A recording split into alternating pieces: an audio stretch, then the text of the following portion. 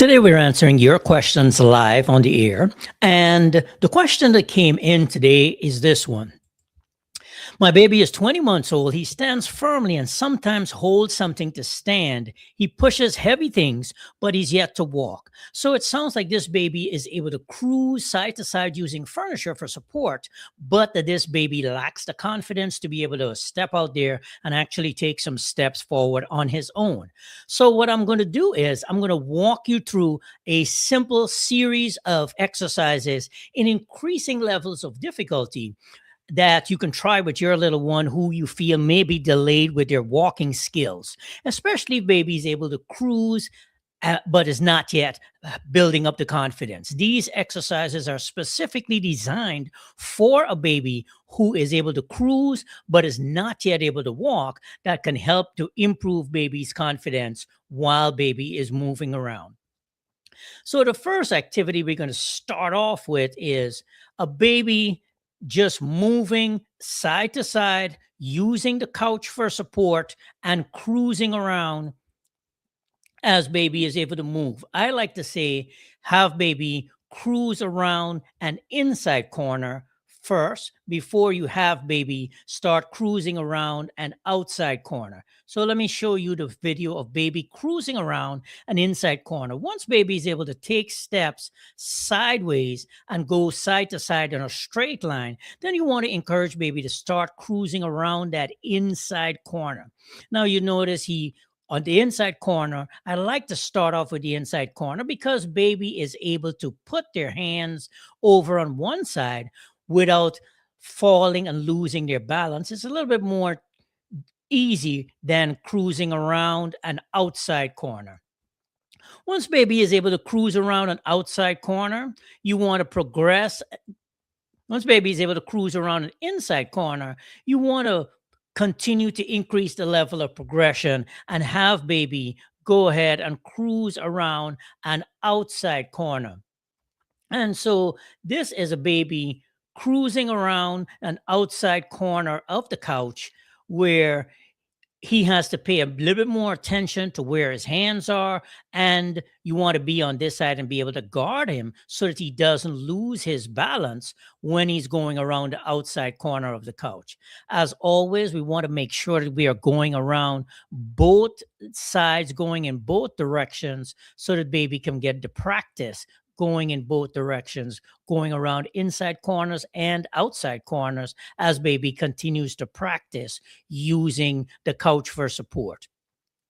The next level of difficulty will be to have a baby cruising sideways, holding on to a wall. Where baby is cruising sideways using a wall for support, baby is much more upright and has to maintain his body in that upright posture. This is a little bit more challenging than using a couch for support.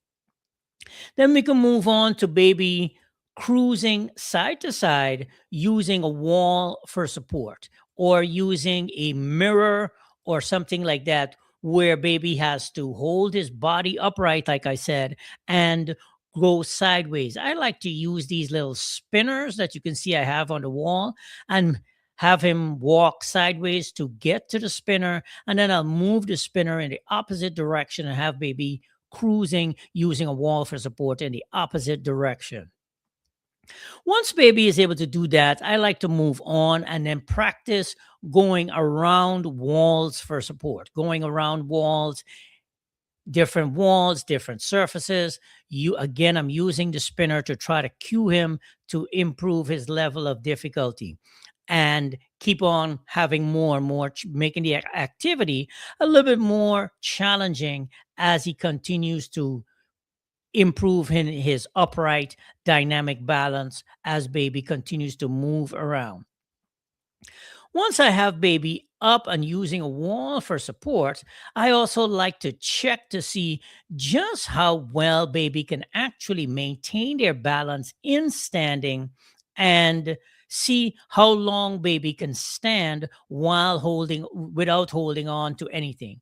Now, if you look at this baby, you can see that baby is at a stage where he is really not yet ready to go ahead and take some independent steps on his own, because he's not yet able to maintain his balance for 10 to 15 seconds.